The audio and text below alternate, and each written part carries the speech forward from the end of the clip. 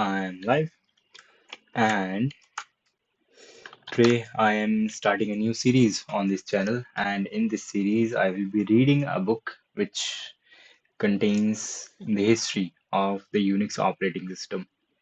This operating system is kind of like the basis for the majority of the operating systems. The Linux and the Mac OS is based on Unix, and well, Linux is almost everywhere in the servers and everything. So I guess it would be good to read about the history of the Unix operating system. And since I am a retard and I do not know anything, I will be reading from a book written by someone else. Well, of course, someone else. I would not be reading my own book here, but book this is the book Unix, a history and a memoir by Brian Kernighan. And Unix, a history and a memoir by Brian Kernighan, and I'm going to be reading this. Well, so of course, this is pirated. I do not have any permission from him. And by any chance, if Mr. Brian Kernighan, you are watching, then do not sue me. I'm just learning and making people learn with me. Maybe if someone learns, I don't know. Thank you, and please do not sue me. Yes, the contents. Bell Labs, yes. The Unix operating system was developed in Bell Labs, that much I know. And then physical sciences at Bell Labs, communication and computer science, BWK at BTL Bell Labs, Bell Technical Labs, office space and something proto Unix, before Unix. Okay, the origin of Unix, what's in the name, biography, Ken Thompson, crazy guy, and first edition Unix for patent applications, Unix Room, the Unix Programmer's Manual, a few words about memory, biography, Dennis Ritchie, another crazy guy who created the C programming language. Sixth edition, after the first edition, we got to sixth edition, file system calls, shell, pipes, grep is a crazy command, regular expressions, the C programming language, software tools, and ret for biography, Doug McLaurin, Doug McElroy, Doug McElroy. Huh, I do not know him. So, okay. Seventh edition, Bombshell. Yes. Yak, Lex, Make, Document, Preparation, Set and Awk. Awk is Awk is a language. Other languages, other contributions. Beyond research, programmers workbench, university licenses, and John Lyons something commercialization, Hours, Unix, publication relation, descendants, Berkeley software distribution, Unix wars, Minix and Linux, Plan 9, Diapora, technical organization, recognition. Could history repeat? Let's see. And I'm like, don't know. I hope that Mr. Brian Kernighan does not sue me.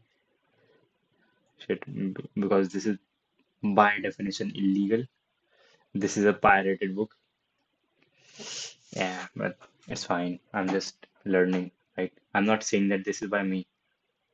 So at least this is not uh, what is it called? Plagiarism. This is not plagiarism. This is just privacy piracy. Yes. Preface. One of the comforting things about old memories is their tendency to take on a rosy glow.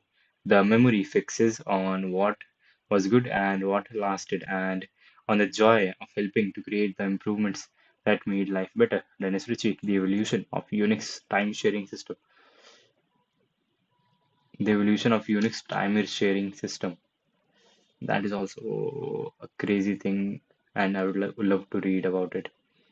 Since its creation in a Bell Lab attic in 1969, the Unix operating 1969, the same year we went to the moon, and the same year 2001 by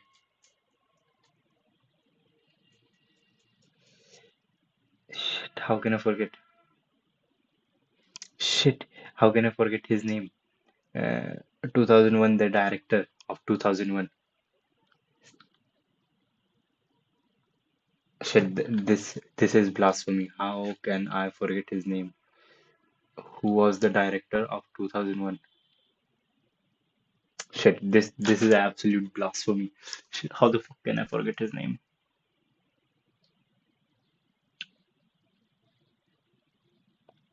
Ah, K.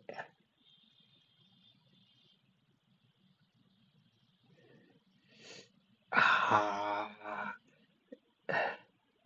eh, I have his picture in my head, but I just cannot remember his name.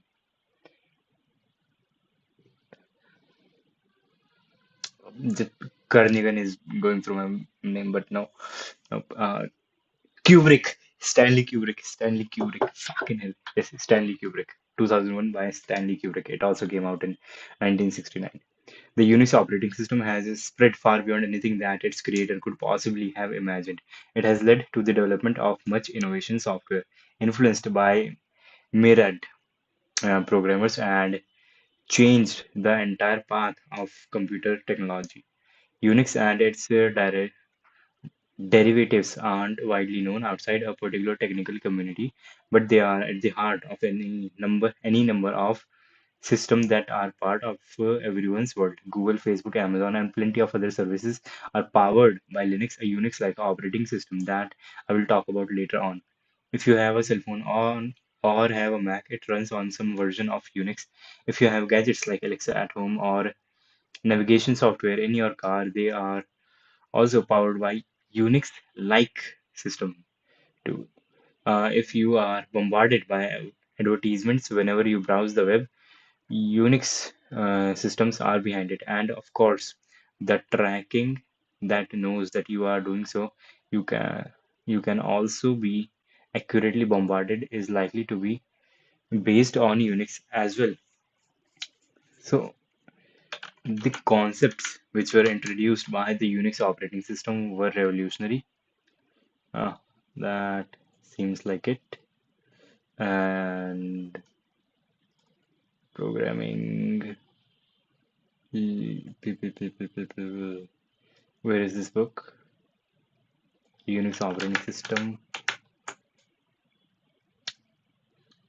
books, Unix, a history and a memoir. In books itself, Unix, a history and a memoir. Yep, this is it. I will be reading here. Reading here seems a bit better than reading on Chrome somehow.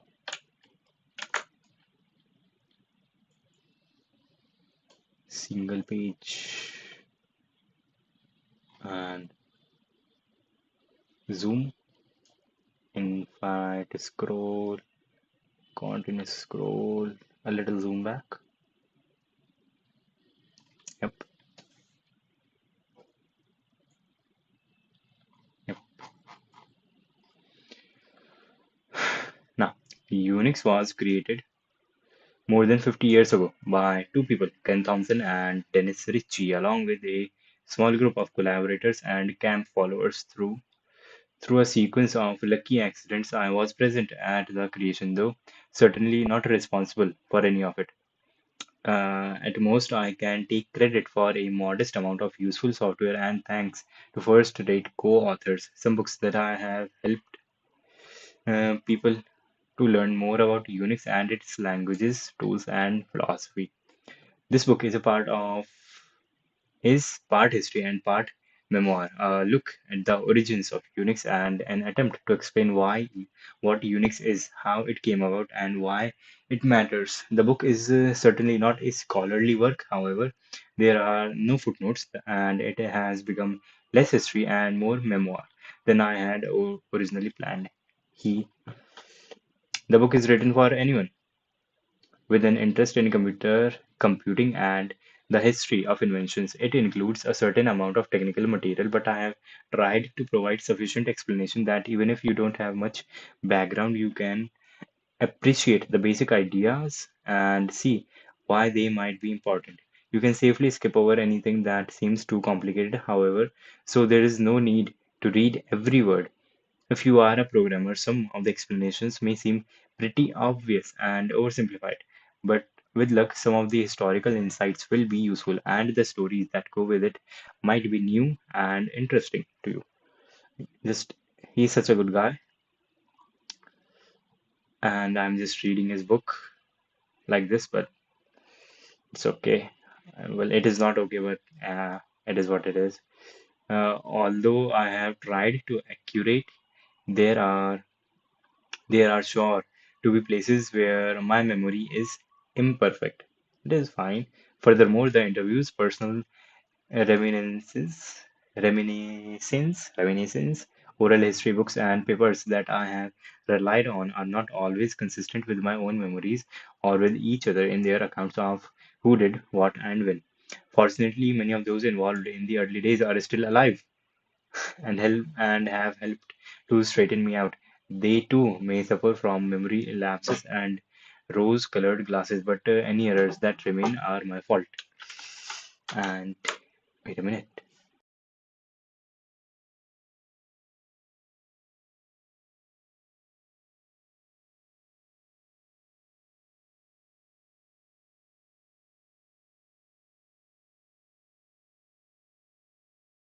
Yep, me back. Hmm. It's only been 11 minutes. That is crazy. This is going to be a fun read. They too may suffer from memory lapses and rose-colored glasses, but any errors that remain are my fault, at least until I can safely blame them on someone else. Okay. My main purpose is in writing is to tell some of the wonderful stories of an especially, uh, especially, especially what the fuck? My main purpose in writing is to tell some of the wonderful stories of an especially productive and formative time in history of computing. It's important to understand the evolution of technology that we use and take for granted, the decisions that shaped how that technology developed, and thus defined the path that we took. Were made by real people working under the pressures and constraints of the time. The more we know about the history, the more we can appreciate the inventive genius that led to UNIX and perhaps better understand why modern computer systems are as they are. Yep. If any, if nothing else, choices that might seem wrong-headed or perverse today can often be seen as natural consequences of what was understood and could be accomplished with the resources available at the time. Yep, this it feels so good to read this book. The story is about more than just the Unix operating system, though that's the core. It also includes the C programming language, one of the most widely used languages of all languages, and at the heart of the system that runs the internet and services that use it. Other languages began life at the Bell Labs with Unix too, notably C++. Shrout Barnstrout, who created the C++ language, who created C++. Barn Bjorn Straustrup. Bjorn, fucking hell. Bjarne Stroustrup. Bjarne Straustrup. He's Danish. I don't know. I have not heard Danish, so I do not know their accent. But Bjarne Straustrup. Yep. C++, which is also widely used. Microsoft Office took tools like Word, Excel, and or PowerPoint are written in C++, as are most of the browsers you might be using. A dozen or two of the core tools that programmers use daily and simply take for granted were written in the early days of Unix and are still part of every programmer's toolkit, often much the same as they were 40 to 50 years ago. Like crap. Computer science theory plays a vital role as well, often enabling immensely practical tools, hardware research, explored design tools, integrated circuits, computer architecture, and unusual special purpose devices. The interplay among all of these activities often led to unexpected inventions and was one of the reasons why the whole enterprise was so productive across so many different fields. There is also an interesting and relevant story about how technological innovations began. Bell Labs were where Unix began was a remarkable institution that produced many good ideas and capitalized on them. It was the origin of many world-changing inventions, and there are lessons to be learned from how it worked. The Unix story certainly offers many insights into how to design and build software and to use computers effectively, which I have tried to highlight along the way. As a simple but characteristic example, the Unix philosophy of software tools made it possible to combine existing programs to accomplish a wide variety of tasks without having to write new software. Its programming instance of an old strategy, divide and conquer. By breaking bigger tasks into smaller ones, each one becomes more manageable and the pieces can be combined in unexpected ways. That is crazy. Is that is that the origin of divide and conquer in programming? Well, if that is the Unix philosophy, then it is a very cool philosophy. I thought it was just a programming philosophy which is adopted by everyone else.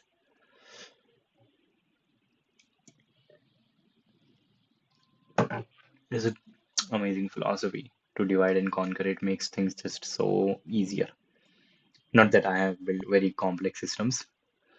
I have only done advent of code. Finally, although Unix was the most visible software from Bell Labs, it was by no means the only contribution to computing. The Computing Science Research Center, the Fable Center, 1127, 1127. Okay, just 1127 was unusually productive for 2 or 3 decades. Its works was inspired by Unix and used Unix as a base, but the contributions go well beyond that. Members of 1127 wrote important books that for years have been core texts in computer science and references for programmers. Center 1127 was an exceptionally influential industrial computer science research laboratory, one of the most productive of comparably sized groups at the time or subsequently. Okay, 1127 was another thing at Bell Labs. Why was Unix and the surrounding environment so successful? How did a two-person experiment, Dennis Ritchie and Ken Thompson, grow into something that literally changed the world? Was this a singular event, so unlikely that nothing like it could ever happen again? On the larger question of whether such influential results can be planned, I will say more at the end of the book. For now, it seems to me that Unix owes its success to an accidental combination of two factors: two exceptional people, an excellent supporting cast, talented and enlightened management, stable funding in a corporation that took a very long view, and unfettered environment for exploration, no matter how unconventional. Its adoption was facilitated by rapidly advancing technology, where hardware kept getting smaller, cheaper, and faster at an exceptional rate. That is Moore's Law. The early years of Unix were, for me and many others at Bell Labs, wondrously productive and fun. I hope that this book will help you sense some of the joy of creation and indeed of making it better that Dennis Ritchie described in the epigraph above. Now I have a couple of questions. Well, I will not be reading acknowledgements. Doug McElroy, you, Chapter 1, Bell Labs. I have a few questions. First of all, Chapter 1. Yep. Was Bell Lab? What was Bell Bell Labs? Was it a science laboratory, computer science lab, computer science lab with a group of people who were paid by AT&T to research on CS.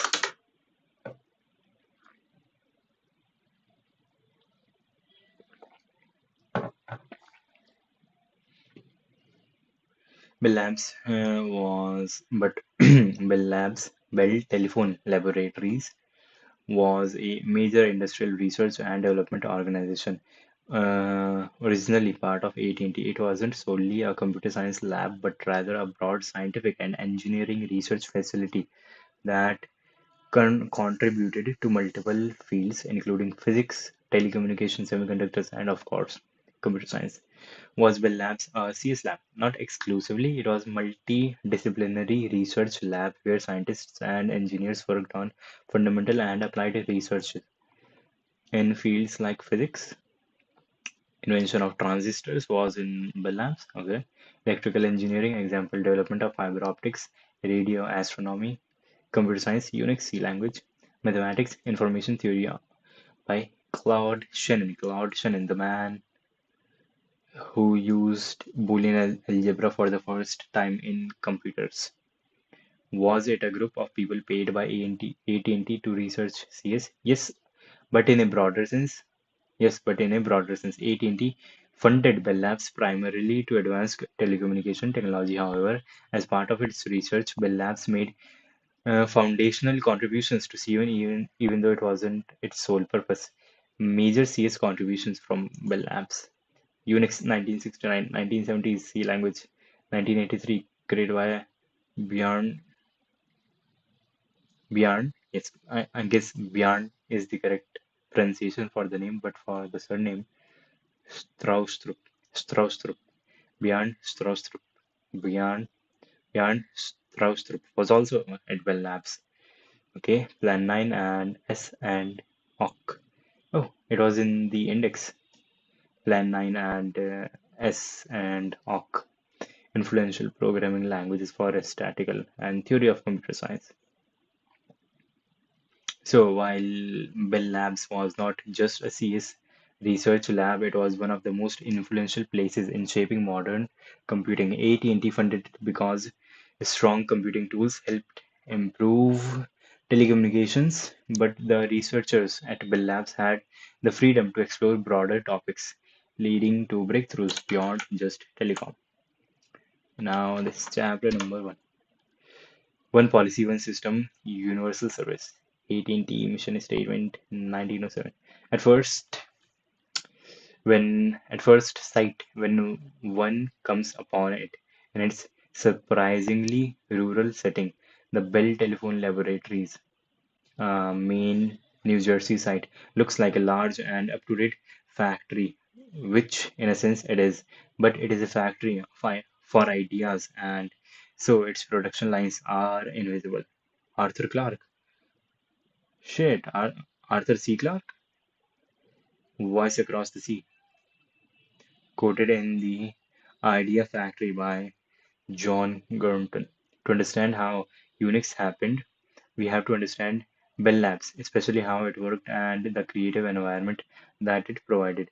AT&T, the American telephone and telegraph company, grew out of combining a host of local telephone companies after combining a host of local telephone companies from across the United States.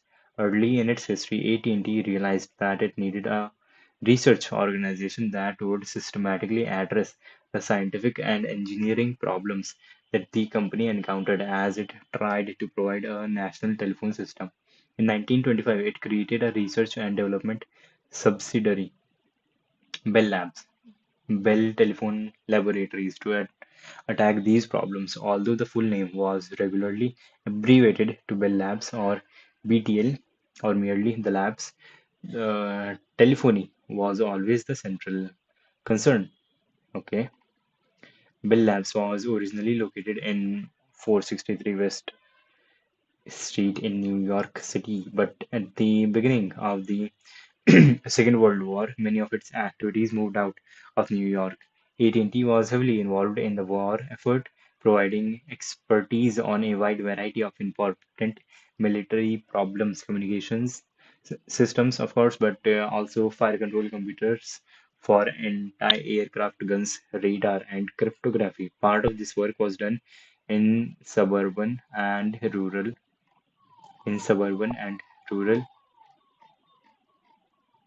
New Jersey, 20 miles, 33 kilometers west of New York. The largest site was in an area called Murray Hill, which was part of the small town of New Providence and Berkeley Heights. Okay, like I would understand something from the map, but still, where the heck is Bell Labs? Here, I guess, in red, and here. Okay, two Bell Labs. Figure 1.1 shows the general lay of the land. 463 West Street is on the Hudson River, a short distance north of 9A Highway Mark. Bellap's at Murray Hill straddles the boundary between New Providence and Berkeley Heights, just north of Interstate 78. Both locations are marked on the map with dots. More and more Bell Labs activities shifted to Murray Hill, and the labs left West Street entirely in 1966. By the 1960s, Murray Hill housed over 3,000 people, at least 1,000 with PhDs in technical fields like physics, chemistry, mathematics, and various flavors of engineering. Figure 1.2 is an aerial photo. Okay, two dots. Figure 1.2 is an aerial photo of Murray Hill complex in 1961. There were three main buildings: Building 1 to the lower right in the picture, two in the upper left, and three in the square one with an open courtyard before it was blocked by the addition of two new buildings in the 1970s. There was a single uninterrupted quarter mile, 400 meter corridor. Quarter a mile. Because a mile is 160, 1600 meters, and therefore a quarter mile would be 400-meter corridor from one end of building 1 to the other end of building 2, which I do not actually have to know. It is just I'll be reading this everything.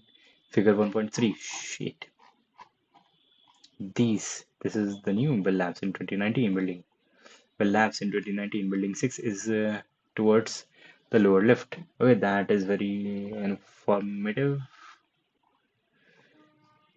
No. Figure 1.3 shows a Google satellite image of Bell Labs in 2019 building 6 towards the lower left. Towards the lower left with the marker, and 7 towards the upper right, where were added in the early 1970s, and for some years after the 1996. Building 6 was the headquarters of Lucent Technologies. It's intriguing how much corporate history is captured in the labels that Google has assigned Bell Labs as a marker. Lucent Bell Labs on the exit driveway. Alcatel Lucent Bell Labs on the entry, and Nokia Bell Labs at the apex of the mega managerial pyramid.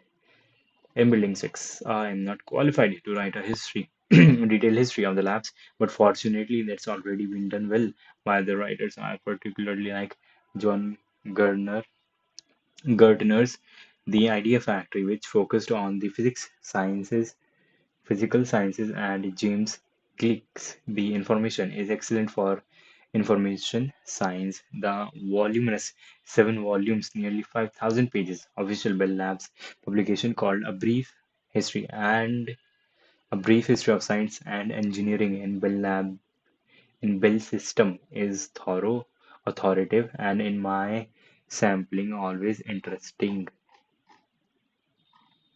Now, physical sciences at Bell Labs.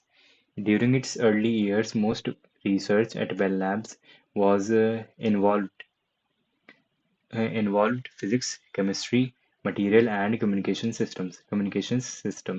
Researchers had exceptional freedom to pursue their own interests, but the environment was so rich and relevant in relevant problems that it wasn't hard to explore in areas that were both scientifically interesting and potentially useful to the Bell system and to the world at large. Bell Labs was responsible for a remarkable number of scientific and technological advances that changed the world. Foremost among them was the transistor, invented in 1947 by John Barden, Walter Brattain, and William Shockley. It was invented in 1947, the same year India got its independence. John Barden, John Bernthal,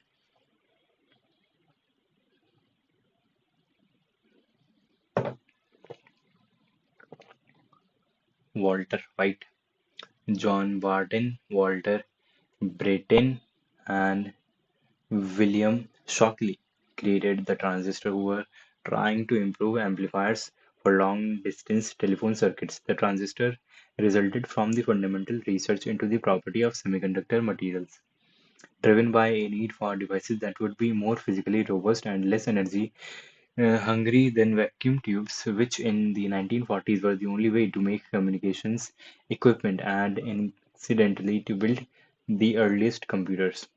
The invention of the transistor was recognized with a Nobel Prize in Physics in 1956, one of the nine Nobel Prizes that have been awarded to scientists for work done in at least in part at Bell Labs. Huh.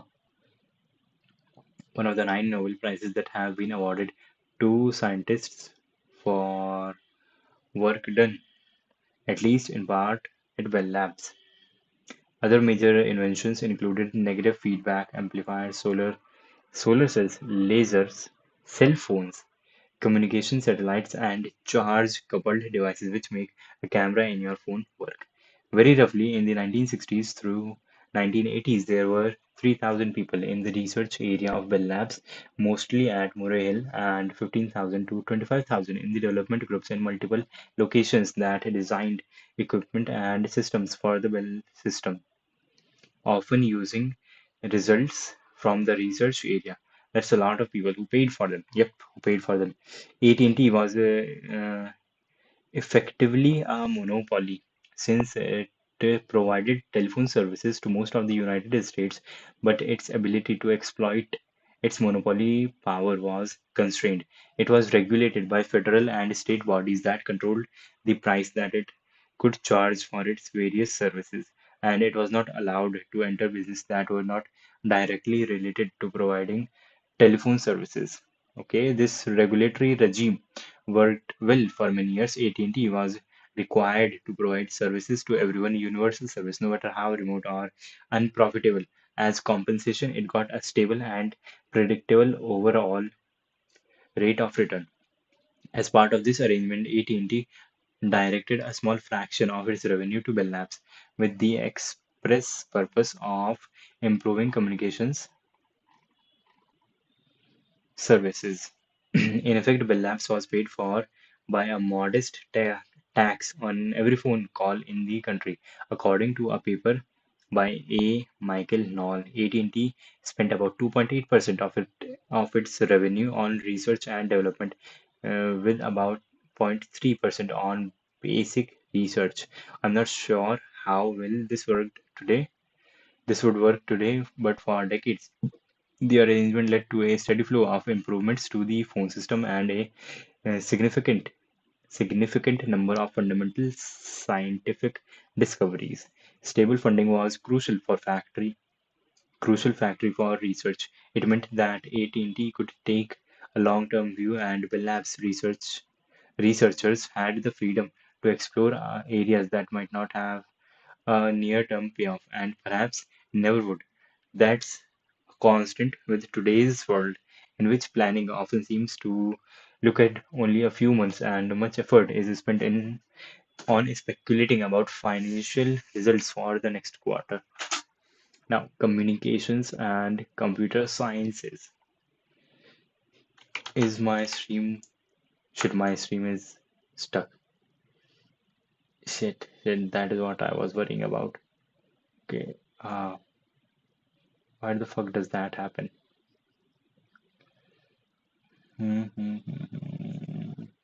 Screen capture, yep. Capture the screen and display capture, display everything, yep. Move this down, transform, fit to screen, and yep, it is working back again. And I have dinosaurs at my back. Yep, refresh this. Yo, I am live. And his screen is not stuck. I have dinosaurs and I can move forward now with the dinosaurs.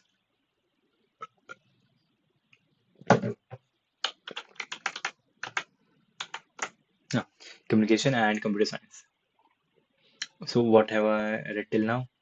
Bell Labs. Bell Labs was there for research set up and funded by AT&T to research on stuff. That's it. That's kind of it. Communications and computer sciences. Bell Labs was naturally a pioneer in designing, building, and improving communications systems, a blanket term that covered everything from the design of consumer hardware like telephones through to the infrastructure of switching systems, microwave, transform, towers, and fiber optic cables. Sometimes this breadth of practical concerns could even lead to advances in basic science. For example, in 1964, Arno Penzias and Robert Wilson. But Arno Penzias and Robert Wilson, are they the one who discovered DNA structure? Arno Penzias and Robert Wilson were trying to figure out what was causing unwanted noise in the antenna that Bell Labs was using to detect radio signals bouncing off echo balloon satellites. Cosmic microwave background radiation. They eventually deduced that the noise came from the background radiation that was residue of the cosmic Big Bang at the beginning of the universe. This discovery led to 1978 Nobel Prize in Physics for Penzias and Wilson. Penzias and Wilson. Penzias and Wilson. I will remember that. Arno says that most people get Nobels for things they were looking for. We got one for something we were trying to get rid of. Another part of Bell Labs' mission was to develop a deep mathematical understanding of how communication systems worked. The most important result was Claude Shannon's creation of information theory, which was in part motivated by his study of cryptography during World War II. His 1948 paper, A Mathematical Theory of Communication, published in Bell Labs System Technical Journal, explained the fundamental properties and limitations on how much information could be spent through a communication system. On how much information could be sent through a communication system. Shannon worked at Murray Hills from early 1940s to 1956, then returned to teach at MIT, where he had been a graduate student. He died in 2001 at the age of 84. In 2001, okay, 9/11. As computers became more powerful and less expensive, computer use expanded to include more data analysis along with extensive modeling and simulation of physical systems and processes. Bell Labs had been involved with computers and computing since the 1930s and had computer centers with big central computers by the late 1950s. In early 1960s, a computer science research group was formed by splitting some people out of mathematics research along with some of the in 1960s a computer science research group was formed by splitting some people out of the mathematics research along with some of the staff who operated the large central computer at Murray Hill. The resulting amalgam was called the Computing Research or Bell Telecommunication Labs BWK. Computing Science Research Center, and although for a brief period it still ran computer services for all Murray Hill. It was part of the research division, not a service function. In the 1960s, the group that managed the computer facilities was moved into a separate organization after they created UNIX, BOK, and PTL. This section contains a fair This section contains a fair amount of personal history, which I hope will give you some idea of the lucky accidents that led me to computing as a career and to Bell Labs as an unequaled place to pursue it. I was born in Toronto and went to the University of Toronto. I was in a program called Engineering Physics, later renamed Engineering Science. Reading this his personal history on streams feels like what the heck am I doing? Because I have no permission from him, and this is his book, a catch-all program for those who didn't really know what they wanted to focus on. I graduated in 1964, which was in the early days of computing. I saw my first computer when I was in my third year at university. There was only one big computer for the whole university, an IBM 7094, which was pretty much top of the line. It had 32K 32,768 36-bit words of magnetic core memory. Today we would say 128 bytes, 128K bytes. Hmm. And some secondary storage in the form of big mechanical disk drives. It cost literally 3 million US dollars at the time, and it lived in a large air-conditioned room tended by professional operators. Ordinary people and especially students did not get anywhere near it. As a result, I did little computing as an undergraduate, though I did try to learn the Fortran programming language. For anyone who has ever struggled to write the first program, I can sympathize. I studied Daniel McCracken's excellent book on Fortran too and had the rules done down pat, but I couldn't figure out how to write that first program, a conceptual barrier that many people seem to encounter. A conceptual barrier that many people seem to encounter. That makes sense. In the summer before my final year of college, I landed a job at Imperial Oil in Toronto in a group that developed optimization software for refineries. Imperial Oil was in the summer before my final year of college, I landed a job at Imperial Oil in Toronto, Canada, in a group that developed optimization software for refineries. Imperial Oil was partly owned by Stanford Oil of New Jersey, which became Exxon in 1972. In retrospect, I was well below average as an intern. I spent the entire summer trying to write a giant COBOL program for analyzing refinery data. I don't recall its precise purpose, but I know for sure that it never worked. I didn't really know how to program. COBOL provided little support for good program organization, and structured programming had not been invented. So my code was an endless series of if statements that branched off somewhere if to do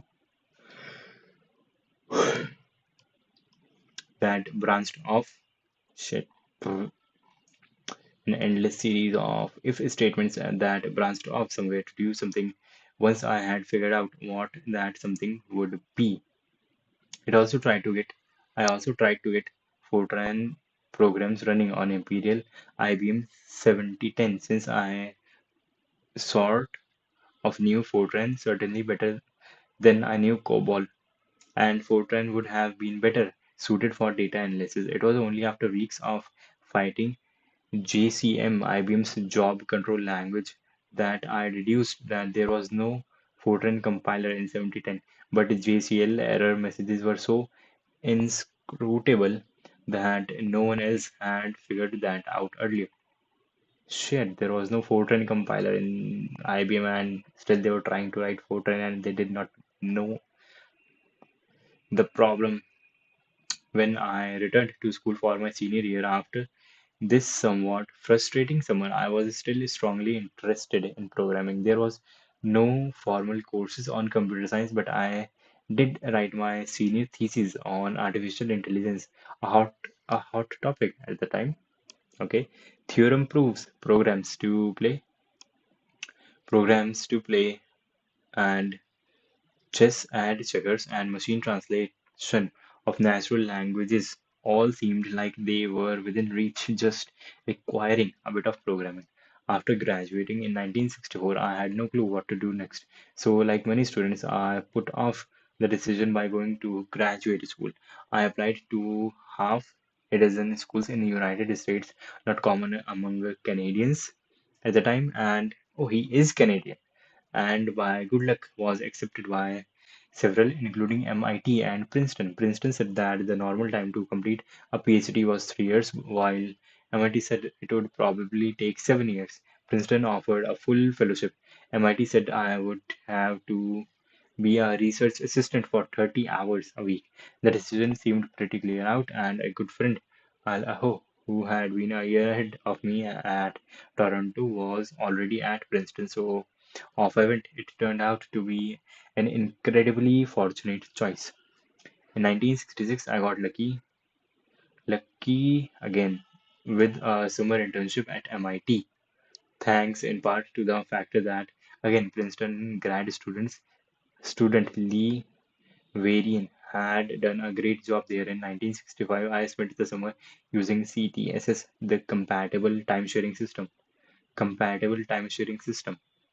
writing programs in MAD, Michigan Algorithm Decoder, a dialect of Algol 58, to build tools for a new operating system called Multics, which we will come to in chapter 2. Multics was originally spelled Multics, but the lower case version is less visually jarring, yep, as with Unix versus Unix and some other all cap words. I will use the nicer looking form, even though it's not historically accurate.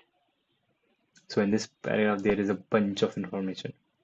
See, compatible time sharing system, my admission algorithm decoder, Algol 58, Multics. I guess it will be covered in later chapters what these things mean.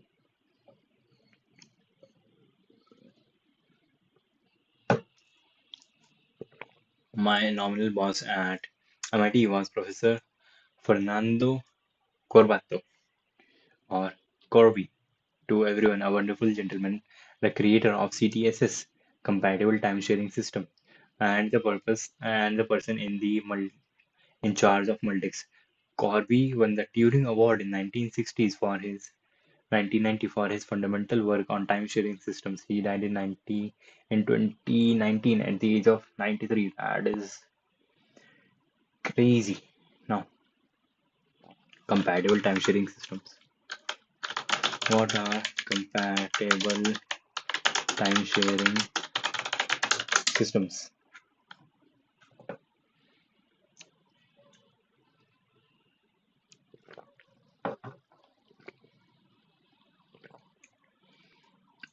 Allow are one of the earliest operating systems that supported time sharing, allowing allowing multiple users to interact with a computer simultaneously. It was developed at MIT in the early 1960s for the IBM 1719 and 1794 computers. Key features of CTS's time sharing allowed multiple users to run programs as if they had exclusive access to the computer.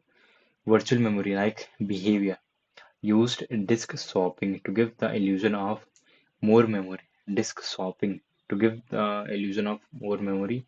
File system provided a primitive file system for user storage. Command line interface allowed users to execute commands interactively. Interactively, unlike a batch processing, users could edit and execute programs in real time. Security. User had private files, a concept later refined in modern OS design. Inspired Multics, a more advanced OS than that later influenced Unix. Unix introduced the idea of shell and user accounts, provided early examples of system calls and file permissions. Okay, that much makes sense. In addition to leading the design and implementation of CTSS compatible time-sharing system and Multics, Corby was the inventor of passwords for computer access. There had been little need for such a thing with batch computing, but some security mechanism was necessary to protect private files on a time-sharing computer with a shared file system. I still remember both of the short pronounced passwords that were automatically generated for me while I was at MIT in the summer of 1966. Two passwords were needed, not one, because one day during the summer, a mix-up caused the file that is stored the password to be exchanged with the file that held the login message of the day. Since passwords were stored unencrypted, everyone who logged in got to see everyone else's password. Okay, and two passwords were needed, not one, because one day during the summer of a mix-up caused by the file that stored passwords to be exchanged with the file that held the login message of the day. Oh, the file that stored the passwords got mixed up with the file that held the login message for the day. Everyone was able to see everyone else's password. My office, okay, he had a office which I remember being unshared, belonged to Professor Joseph Weizenbaum. But he was away for the summer. Early in 1966, Weizenbaum had published a description of ELIZA, a program that simulated a dialogue with a Rogerian psychologist. Eliza was one of the first attempts at using natural language to interact with a computer. It was surprisingly effective, at least when first encountered, and I enjoyed showing it off to visitors. There are plenty of Eliza simulators on the web today. It's still entertaining to play with them for a few minutes, though their weakness quickly becomes evident. Eliza, please tell me what's been bothering you. I'm trying to write a book about Unix. Is it because you are trying to write a book about Unix that you came to me? Yes. You are sure? Yes.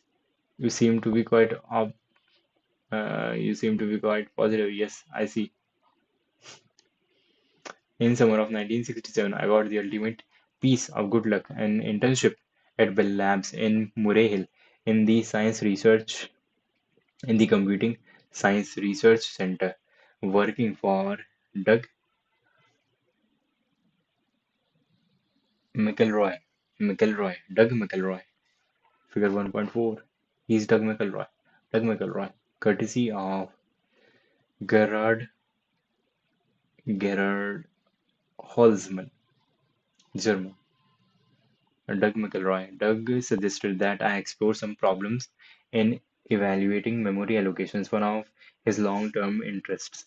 In the West intern tradition, I bumbled around and eventually did something completely different, creating a library of functions that made it convenient to do list processing in Fortran programs. I spent the summer writing a tight assembly language for the then big computer at Murray Hill, a GE 635, which was in effect a cleaned up and more orderly IBM 7094, but also a simpler version of the GE 645 that had been specif- specifically designed for multics.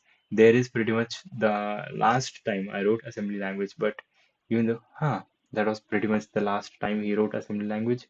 But even though what I was doing was fundamentally misjudged, it was a blast and it hooked me completely on programming. Yup, he's Doug McElroy.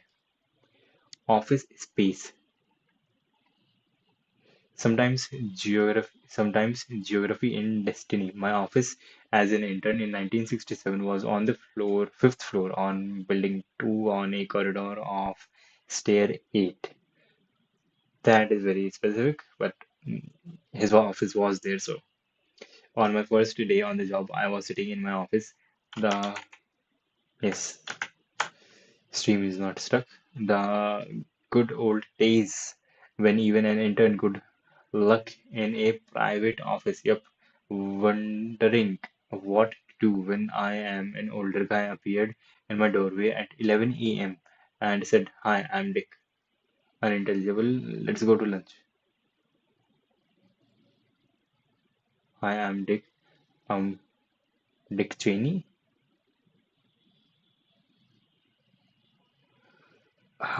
Yes, and Dennis Ritchie. Yep. Okay, I thought, why not? I don't remember anything at all about the lunch, but I do remember that afterwards, like, unintelligible went off somewhere else, and I sneaked along the corridor to read the name tag on his door. Richard Hamming, my friend next door neighbor, was famous, the inventor of correcting codes and the author of the textbook for a numerical analysis course that I had just taken. Figure 1.5. Dick Hamming, 1975, in his trademark plaid jacket. Wikipedia. Dick became a good friend. He was a man of strong opinions and not afraid to express them, which I think put off some people, but I enjoyed his company and over the years profited a great deal from his advice. He was a department head, but there were no people in his department, which seemed odd. He told me that he had worked hard to achieve this combination of suitable title without a responsibility, something that I came to appreciate only much later when I became a department head with a dozen people in my department. He had no one in his department and he was the department head. Convenient. I was there in the summer of 1968 when he learned that he had won the ACM Turing Award, which today is considered the computer science equivalent of a Nobel Prize. Dick's sardonic reaction, since the Nobel Prize was at that time uh, since the Nobel Prize was at that time worth $100,000 and Turing Award was worth $2,000. He said that he had won 2% of Nobel Prize. This was the third Turing Award. The first two went to Alan Perlis and Maurice Wilkers, also pioneers of computing. Dick was cited for his work on numerical methods, automatic coding systems, and error detecting and error correcting codes. He made the error detecting codes, amazing codes. Dick was the person who started, who started me writing books, which has turned out to be a good thing. He had a fairly low opinion of most programmers who he felt were poorly trained, if at all. I can still hear him saying, "We have them in a dictionary and grammar rules," and we say, "Kid, you are now a great programmer." We have them in a dictionary and grammar rules. We have them, we give them a dictionary and grammar rules, and we say, "Kids, you are a great programmer." He felt that programming should be taught as writing was taught. There should be a notion of style that separated poor code from good code, and programmers should be taught how to write well and appreciate good style. He and I disagreed on how this might be accomplished, but his idea was sound and it led directly to my first book, The Elements of Programming Style, which I published in 1974 with P.J. Bill Plower, who was at the time in the adjacent office. Bill and I emulated Strunk and White's The Elements of Style by showing a sequence of poorly written examples and explaining how to improve each of them. Okay, there's quite a bit of stuff in there. Our first example came from a book that Dick had showed me. came into my office one day carrying a numerical analysis text all up in arms about how bad numerical parts were. I saw only an awful chunk of Fortran. Do 14 ij do 14j equals 1 and 14 this much. If you are not a Fortran programmer, let me explain. The code consists of two nested do loops. Okay, both ending at the line which has the label 14. Each loop steps its index variable from lower limit to the upper limit. So in the outer loop, oh, from I, from I till n, I steps from 1 to n, and for each value of I in the inner loop, j steps 1 to n. The variable v is an array of n rows and n columns. I loops over the rows, and for each row, j loops over the columns. Okay, this specific pair of loops this creates an n by n grid with ones on its diagonal and zeros everywhere else, like this one n is 5.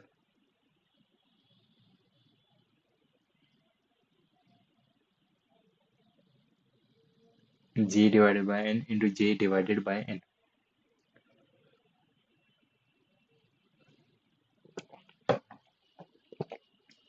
Yeah, j divided by n into j divided by n will only be 1 when both of them are equal. Otherwise, it will be 0 because it will be truncated. Not truncated, but yeah, truncated. The code relies on the fact that integer division in Fortran truncates any fractional part. So if I is not equal to j, one of the divisors will produce 0.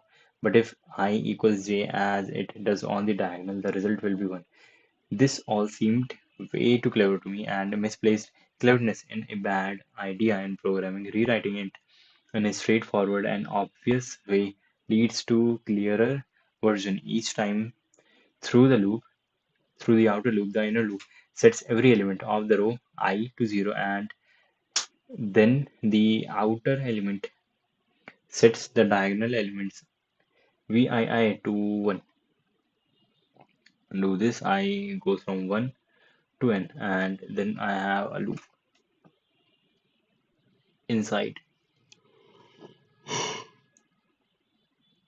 that also goes from 1 to n, and Vij equals 0, and at the end of it I make it 1. Okay, this also led to our first rule of programming style: write clearly, don't be too clever. Okay, yes sir. Dick retired from Bell Labs in 1976 and went to the Noel postgraduate school in Monterey, California, where he taught until his death in 1998 at the age of 82. The story goes that one of his courses there was known to students as Hamming on Hamming, which suggested an awkward parallel with this section of the book. Dick thought hard all the time about what he was doing and why. He often said, "The purpose of computing is insight, not numbers," and he even had a tie with that written on it in Chinese. One of his early insights was that computing would come to account for half the work at Bell Labs. None of his colleagues agreed, but in fact, his estimate soon proved to be too conservative. He used to say that Friday afternoons were for thinking great thoughts, so he sat back and thought though he was always welcoming to visitors like me at any time. A few years after his retirement, Dick gave an insightful talk and distilled his advice on how to have successful careers, called "You and Your Research," which you can find on the web. Gave the first version of the talk at Belcour in March 1986. Ken Thompson drove me there so we could hear it. I have been recommending the talk to students for decades. It really is worthwhile to read the transcript or watch the video one or to watch one of the video versions. You and your research. Okay, research. Sam Aldwin. Now, by a man named Dick. Labs, Fire, Bell Communication Research Lab Center, 1986. Yep, this seems like it. This seems like the transcript. I can make this.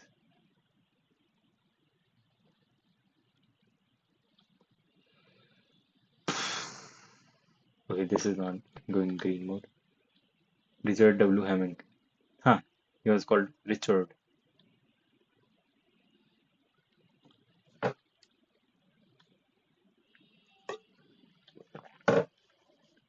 Okay, it is written on the top.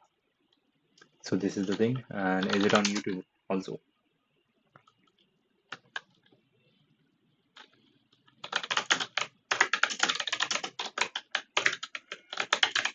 Do and your research. Oh, it is right here. 1995. 1995. Let me add it. Podcasts. Nope. Now I will go back to reading. Okay, I will watch that video. A few years after his retirement, Dick gave an insightful talk. Yep. Right across the hall from me in the summer of 1967 was Vic Wisotski. Vic, figure 9.1.6. I've seen him in one of some of AT&T videos. Well, I've watched a couple of AT&T videos and he was there. He was the one doing the reporting thing. He was with the mic. He held the mic. He was the man in control, in charge in those videos. Right across the hall from me in the summer of 1967 was Vic, another incredibly smart and talented programmer. Vic was in charge of the Bell Labs part of Multics, a partner with Corby, but he still managed to find time to talk almost daily to lowly intern. Vic pressed me into teaching a Fortran class to physicists and chemists who needed to learn how to program. The experience of teaching non-programmers turned out to be good fun. It got me over any fear of public speaking and it made easy to get into a variety of teaching gigs later on. Shortly after Vic moved to another Bell Labs location where he worked on the Safeguard anti-missile defense system, he eventually returned to Murray Hill and became the executive director responsible for computer science research and thus was my boss a couple of levels up. By the spring of 1968, I had started to work on a problem for my PhD thesis, one suggested by my advisor Peter Weiner. The problem was called graph partition. Given a set of nodes connected by edges, find a way to separate the nodes into groups by bipartite graph of equal size such that the number of edges that connect a node in one group to a node in the other is as small as possible. Figure 1.7 shows an example. Any other partition of the nodes into two groups of 5 requires 1.7. This now these has graph partition example. Figure 1.7 shows an example. Any other partition of the nodes into two groups of 5 requires more than two edges between the sets.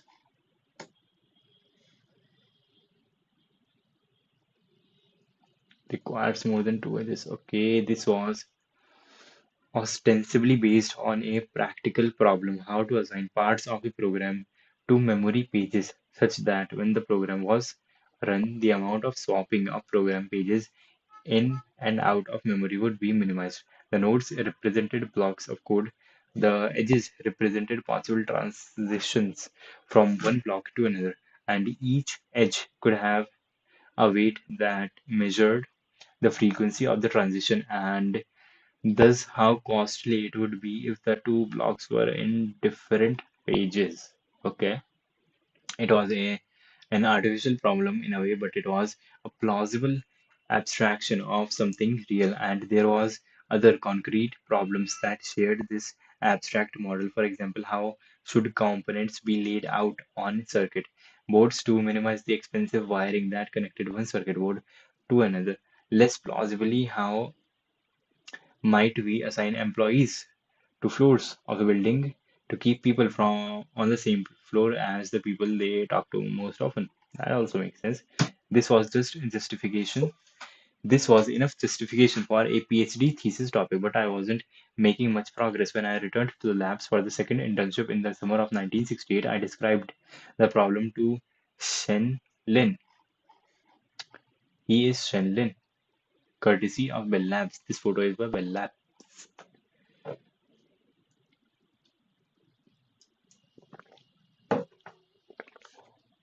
I described the problem to Shenlin, who had recently developed the most effective known algorithm for the classic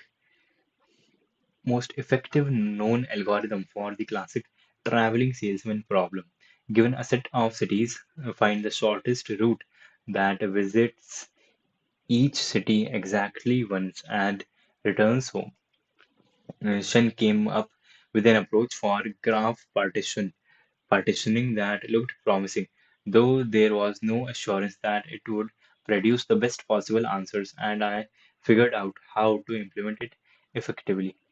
I did experiments on a large number of graphs to assess how well the algorithm worked in practice. It seemed highly effective, but we never discovered a way to guarantee an optimum solution.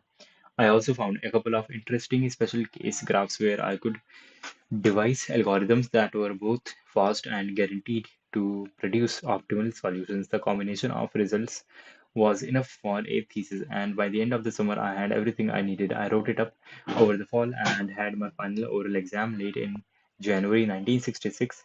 1969, Princeton's optimistic estimate of 3 years had turned into 4.5. A week later, I started work in Computer Science Research Center at Bell Labs. I never had an interview. The labs sent me an offer sometime in the fall, though with a caveat. My thesis had to be finished. Sam Morgan, the director of the center, and thus my boss 2 levels up, told me we don't hire PhD dropouts. Finishing the thesis was definitely a good thing. I got another letter in December saying that I had received a substantial raise well before I reported for work. Well before I reported for work, he got a substantial raise. And as an aside, although Shen and I don't know didn't know at the time, there was a reason why we were unable to find an effective graph partitioning algorithm that would always find the best possible answer. Others had been puzzling over the inherent difficulty of combinatorial optimizations, problems like graph partition, and had discovered some interesting general relationships. In remarkable, in a remarkable 1979 result, Stephen Cook, no, Tim Cook is different. A mathematician and computer science scientist at the University of Toronto showed that many of these challenging problems, including graph partitioning, are equivalent in the sense that if we find an effective algorithm that is something better than trying all possible solutions for one of them, that would enable us to find effective algorithms for all of them. It is still an open problem in computer science but whether such problems are truly hard, but the bettings is that they are. Cook received in 1982 Turing Award for this work. Okay, so there are some problems in computer science which are similar in some sort, and if we can solve one of them, we will solve all of them. That means we can solve all of them.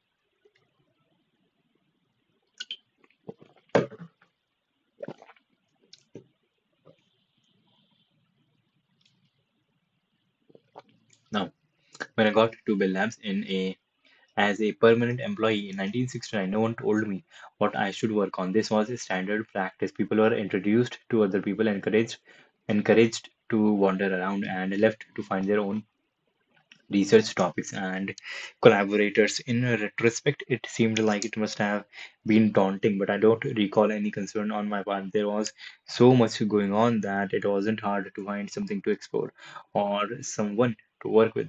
And after 2 summers, I already knew people and some of the current projects.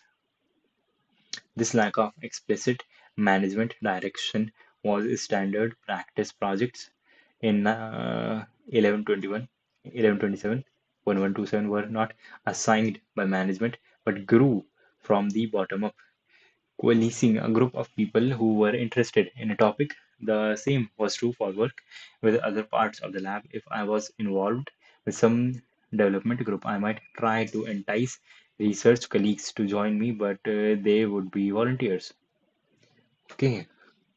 In any case, for a while, I continued to work with Shen on combinatorial optimization. Shen was exceptionally insightful on such problems, able to sense a promising line of attack by playing with small examples by hand. He had a new idea for traveling salesman problem, a technique that greatly improved on his previous algorithm, which was already the best known, and I implemented it in Fortran programming. It worked well and for many years was the state of the art.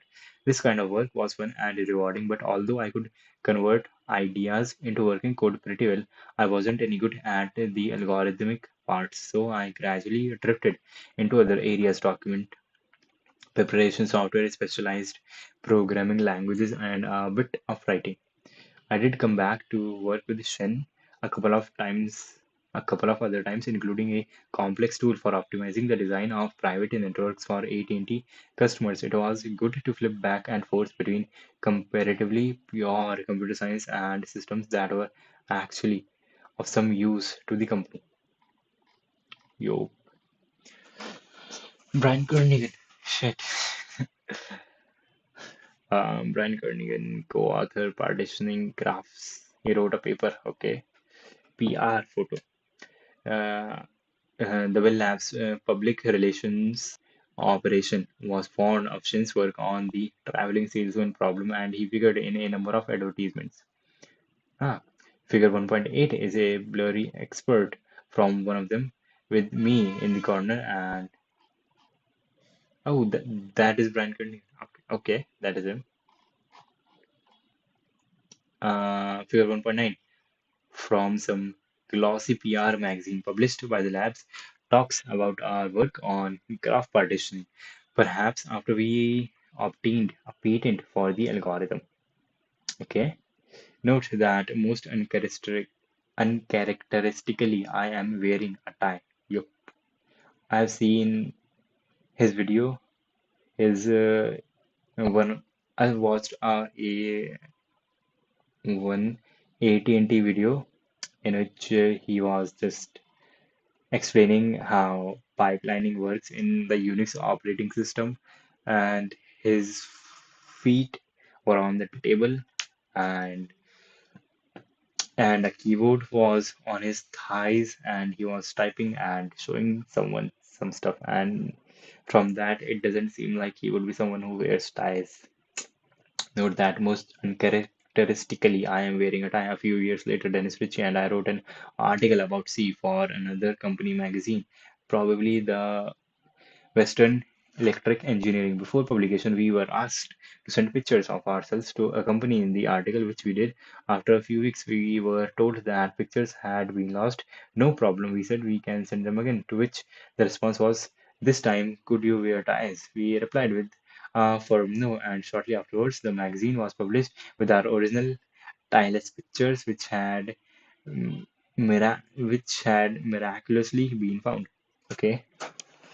When I started as a permanent employee at my office was on the fifth floor on building 2 on the corridor of stair 9. As I stayed in it for 30 years, a fixed point of world change in a world of change, a fixed point I stayed in it for 30 years, a fixed point in a world of change. Over the years, many neighbors across the hall, including Ken Thompson, Dennis Ritchie, Bob Morris, Joe Osana, and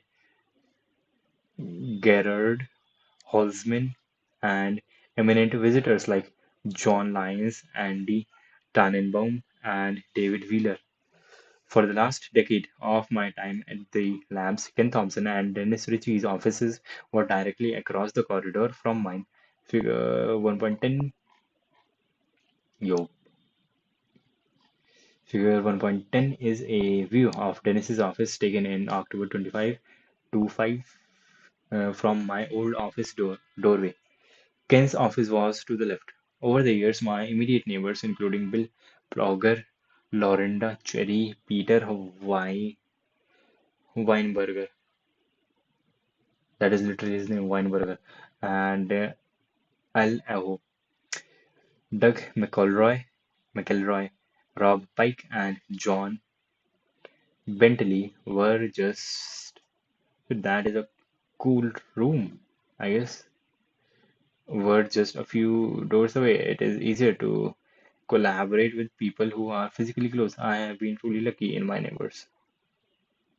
This. Okay, who were the players at the time? 1.5. This.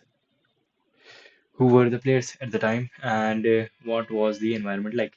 In the early 1970s, there were just over 30 people in computer science research, with perhaps 4 to 6 people working on Unix or things closely related to it.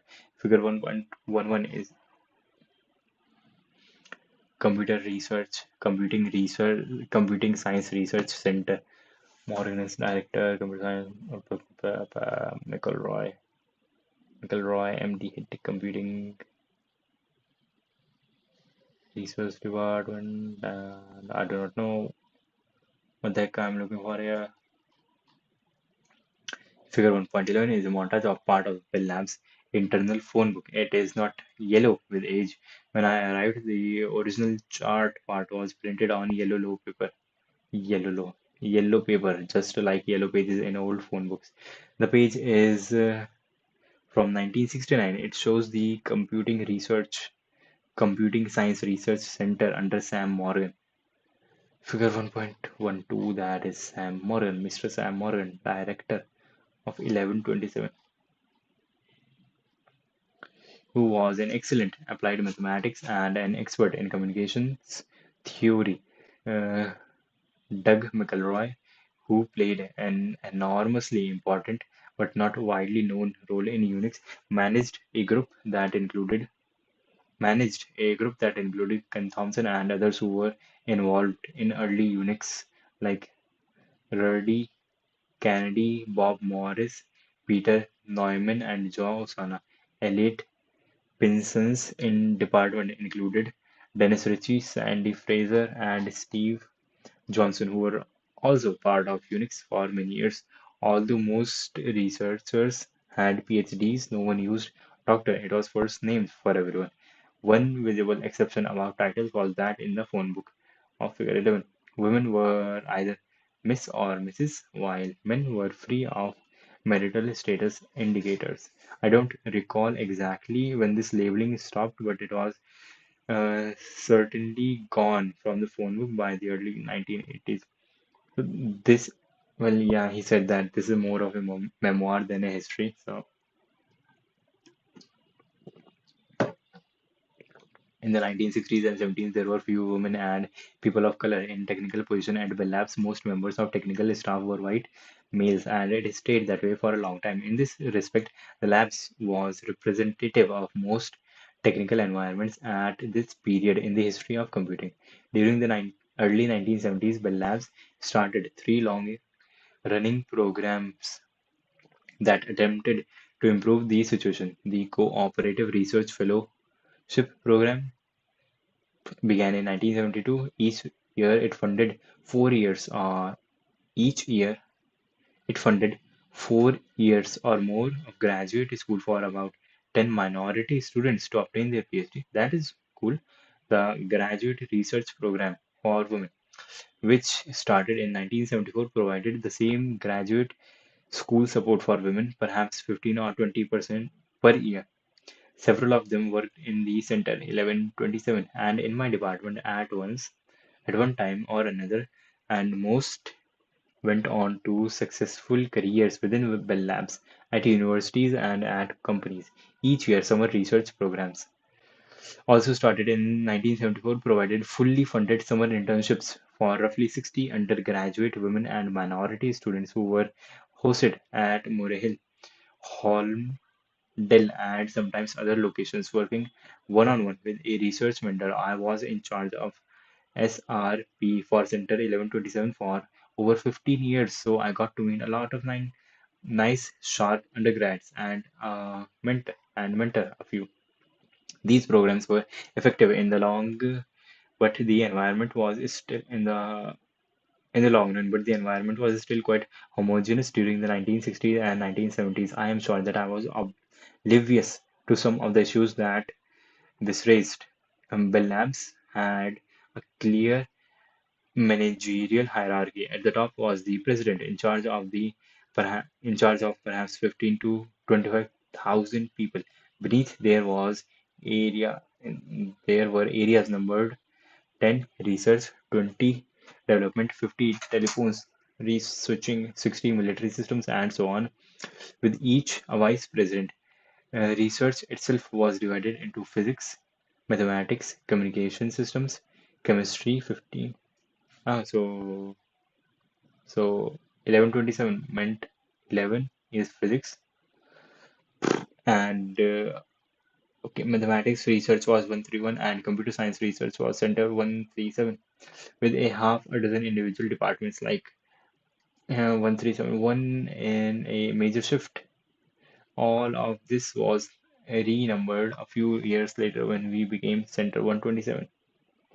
And then, during some reorganization, an extra digit was added to the front, and we became 1127, a number that lasted until 2005.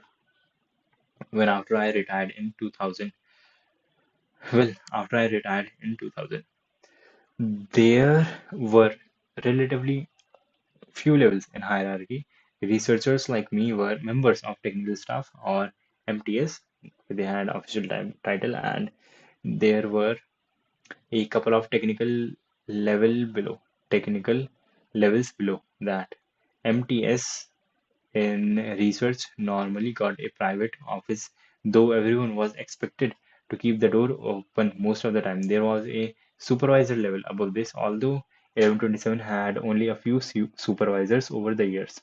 The next level was department head, a person like Doug McElroy, who was responsible for half a dozen to a dozen individual researchers. The level above that was director of a center, who might have a dozen departments, then executive director with a handful of centers, and then president who oversaw the executive directors. Okay, that is not a history of Bell Labs. That is a history of Bell Labs. Yes, that is chapter one, a history of Bell Labs. Vice presidents were reported to presidents. I do not need to read about Bell Labs. That is okay. I wanted to know about the history of the Unix operating system, Proto Unix 1969. Yay. You can just skip. That is just crazy. At some point, I realized that I was 3 weeks from an operating system.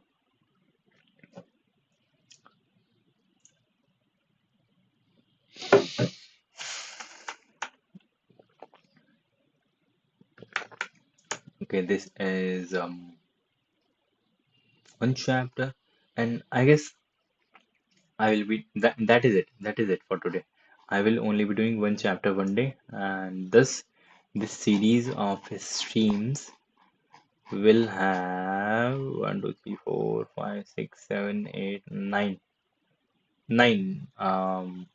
videos. This will be over in 9 days. So yeah, today I did Bell Labs, which I guess is the longest chapter. Then I will do Proto Unix, then first edition, then sixth edition. And this I did not read this book before, and this now seems to me like more of a memoir than a history, which the author Brian Kernighan said himself a couple of times. A memoir in DMR, in memoriam DMR. Okay, so that is it for today, and yep, that was it.